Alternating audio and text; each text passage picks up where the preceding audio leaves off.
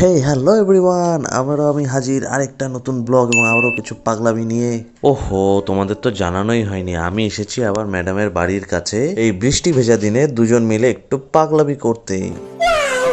এই তো আমার কন্টেন্টের মেইন উদ্দেশ্য চলে এসেছে। বাহ, এসেই আমার হাতে সবকিছু ধরিয়ে দিয়ে নিজে এখন রিল্যাক্সে দাঁড়িয়ে আছে। A few moments later. कैसे कैसे लोग रहते हैं यार। আর আমার reply tata two two two কারণ হচ্ছে মোবাইল কেনার অকার না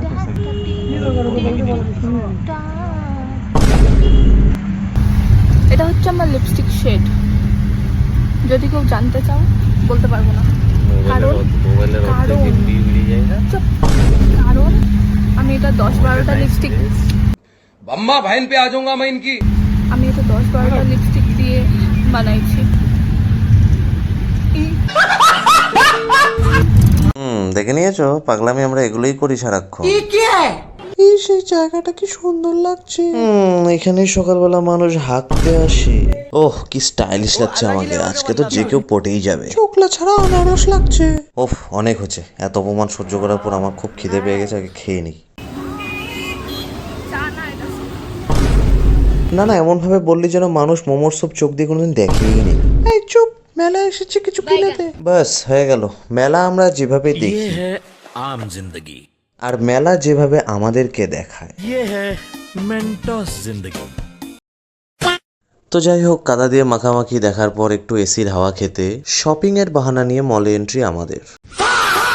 এখানেও পাগলামি করতে ছাড়লি না। শোন, এটা না রক্তে মিশে গেছে, এটাকে আমি বাদ দিয়ে কিভাবে বলতো।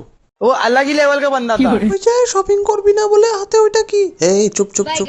তো যাই হোক, পেয়ে গেল আমাদের আবারও খিদে, তাই একটু অ্যাস্থেটিক ব্যাকগ্রাউন্ড আলাদা কোনো একটা রেস্টুরেন্টে গিয়ে বসে গল্প করছিলাম। তবে হ্যাঁ, এই হাসি মজার মাঝেও আমি একটা সিরিয়াস কথা বলি যে ওর সাথে কাটানো মুহূর্তগুলো আমার খুবই ভালো লাগে।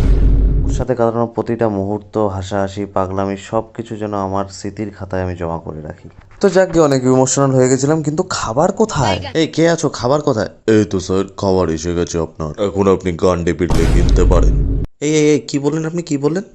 না না স্যার, আমি বলতে যাচ্ছিলাম আমার এখন গান চালিয়ে দিই, আপনি আরামে খান। হ্যাঁ হ্যাঁ, ঠিক আছে ঠিক আছে, খাচ্ছি খাচ্ছি। তো আমি আবার একটু অর্ডার করেছিলাম চিকেন আর রুটি, কারণ পিৎজা আমার সব পছন্দ হয় না। এনে এটা একটু খেয়ে দেখ তো কেমন হয়েছে। না না, আমি খাবো না, কবে না কবে কার মাংস। তুই যে পিৎজাটা খেলি ওটা যদি ও হেগে এসে হাত না ধুয়ে বানায়, তুই কি দেখতে গেছিস? তো খাওয়া শেষ করে ফাইনালি এখন ওকে টাটা বলার সময়। দেখা হবে আরো একটা নতুন ব্লগে আরো কিছু পাগলামির সাথে।